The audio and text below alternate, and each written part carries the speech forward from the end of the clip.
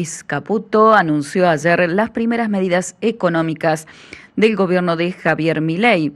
Entre los principales ejes se destaca una fuerte devaluación del peso, el aumento de las asignaciones universales por hijo y la tarjeta alimentar, recortes en las obras públicas no iniciadas, en subsidios al transporte y la energía y en las transferencias discrecionales a las provincias. Al respecto, vamos a dialogar con el profesor Bruno Tondini, quien, aparte de analista internacional, es director de la especialización de Derecho Tributario y Finanzas Públicas de la Universidad Católica de La Plata. Profesor Bruno, muy buen día. Carolina te saluda. Buen día, Carolina. ¿Cómo estás? Bueno, vamos a hablar de esta primera batería de medidas económicas que, bueno, el gobierno ingresante ha planteado a la sociedad y que, bueno, vamos a analizar un poquito cuáles son las consecuencias para todos, ¿no? Hay algunos temas a destacar, ¿no?, de estos puntos que se dieron ayer. Sí, bueno, hay que a veces tratar de clarificar un poco cuál es la situación, más allá de toda la explicación del déficit fiscal y demás. Bueno, estas medidas, podríamos decir, se habla como eslogan, no hay plata.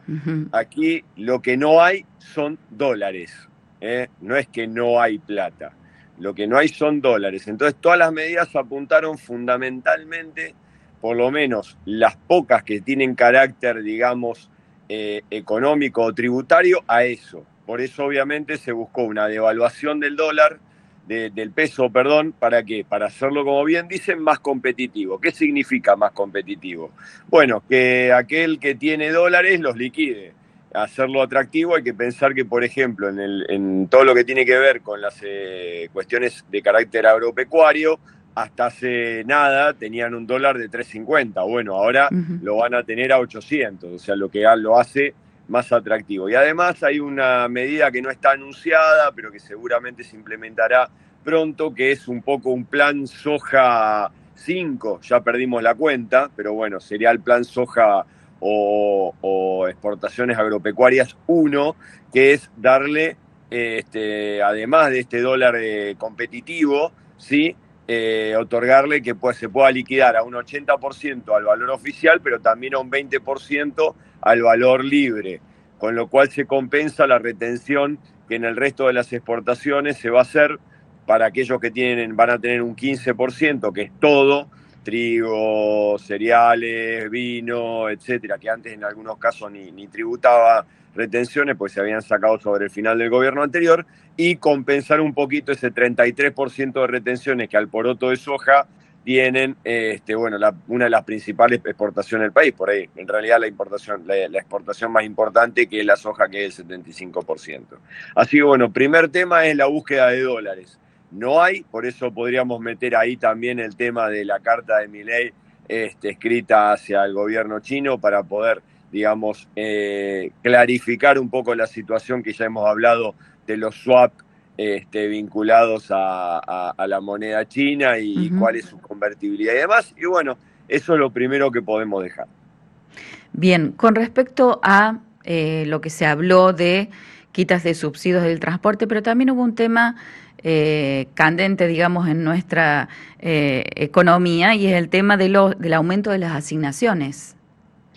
Bueno, ¿qué pasa? ¿Cuál es el tema? Ante la devaluación, obviamente que esto se va a trasladar a precios, ¿sí? Claro. Porque aunque, digamos, estamos hablando de exportaciones que no inciden teóricamente directamente, los precios, la realidad es que están vinculados al valor del dólar. Entonces, ante esa situación, por lo menos 2 medidas y media, llamémosle así, de las 10 de ayer, tuvieron un cariz netamente social, que es, digamos, un poco tratar de reforzar, ¿sí?, esa pérdida de poder adquisitivo que van a tener los que menos tienen, ¿sí? Claro. Y fundamentalmente allí es donde impacta el tema de duplicar la asignación universal por hijo, aumentar ese plan que es netamente alimentario, pues se llama alimentar, que se pueda convertir en alimentos, ¿sí? Y bueno, y de esa manera, digamos, paliar toda esta cuestión. Y 2 segundos para el tema de los subsidios, ¿sí? Bueno, acá se va a tratar de nivelar algo que se ha venido prometiendo, que es hacer de esto un país federal, ¿sí? Por más que, digamos, 16 millones de argentinos vivan en la zona metropolitana o AMBA o como le quieran llamar, Gran Buenos Aires y Capital, que tenían fuertísimos subsidios, bueno, y en el interior no, bueno, tratar de equilibrar esa disparidad. Seguramente también la quita de subsidios no conocemos de cuánto va a ser. Tampoco podrá ser así como digamos, se anunciaba como eslogan de campaña, anti-campaña, llamémosle Claro. así, sí, porque tampoco eso lo podemos medir. Seguramente también en ese mismo sentido habrá alguna cuestión vinculada a la tarjeta SUBE o de alguna manera para que, bueno, para que la gente no reciba ese impacto, porque, bueno, la movilidad, digamos, también es fundamental para la obtención de trabajo. Aparentemente, los que no se habló nada fueron los jubilados. ¿Podemos llegar a decir que seguramente tiene que haber más medidas? Sí, seguramente. Acá lo que se va a estudiar es cómo acomodar un poco la realidad de los jubilados que incluso tenían un índice por debajo de la actualización. Bueno, un poco como pasó con los sueldos de los distintos participantes de la economía en el último año, ¿no? Alguien dice por ahí siempre la famosa frase de cuando la inflación sube por el ascensor, los sueldos van por la escalera.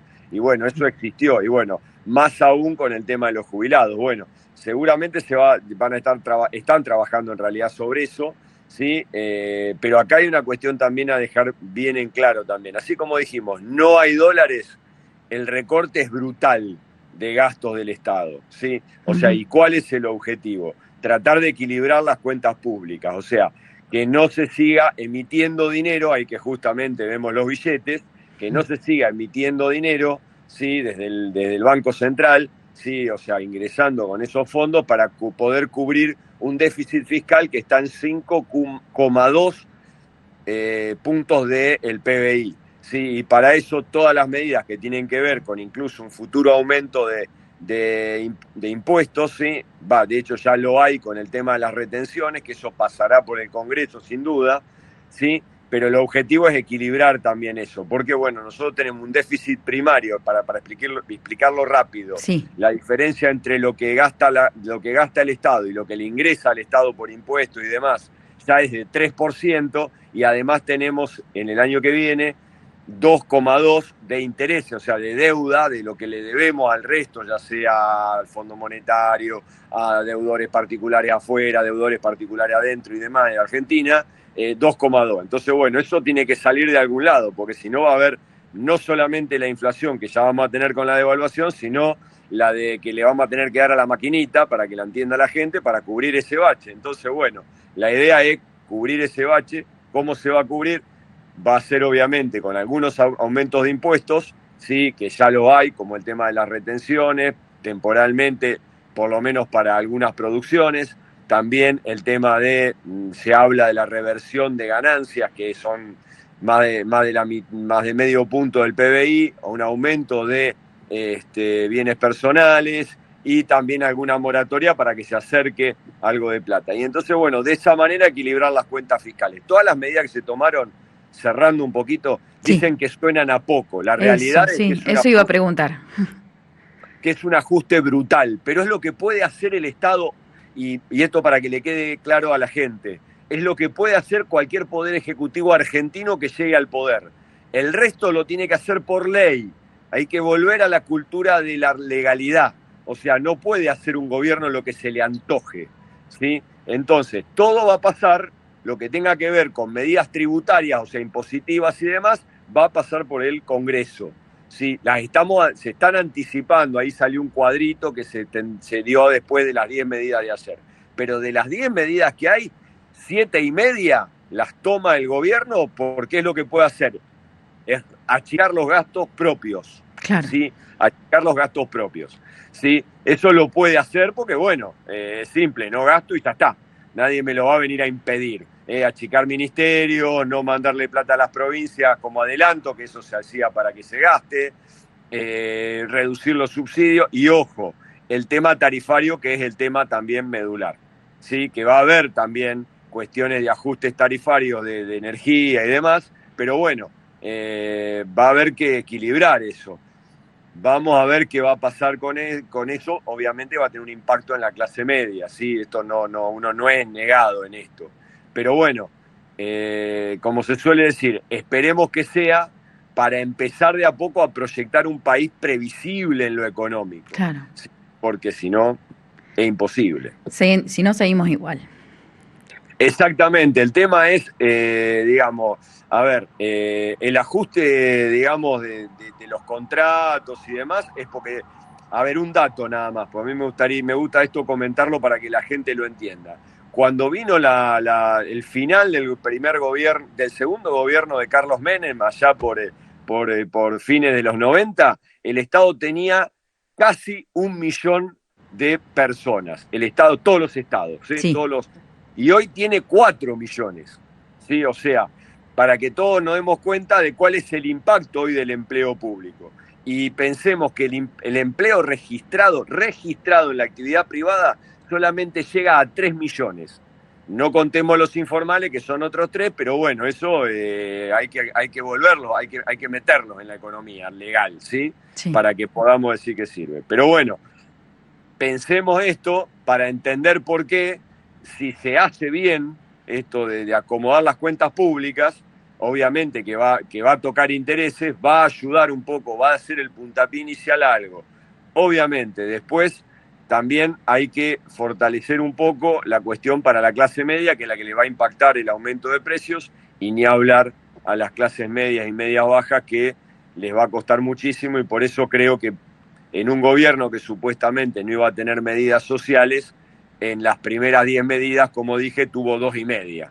Así que no es shock total. ¿Sí? Hay un gradualismo social. Bien. Bruno, como siempre, te agradecemos por echar luz, en este caso, a lo que es la economía, y seguramente nos encontramos el miércoles que viene.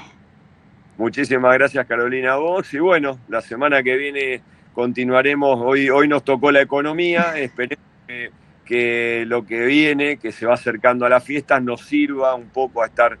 Va a ser duro y difícil, pero por lo menos las podamos pasar en paz, y ese dato es fundamental a la luz de que lo que se está viviendo en el resto del mundo, ¿sí? Que es bastante convulsionado. Así es. Muchas gracias, Bruno. Nos vemos. Un abrazo a todos. Estuvimos en comunicación con el profesor Bruno Tondini, quien es el director de la especialización de Derecho Tributario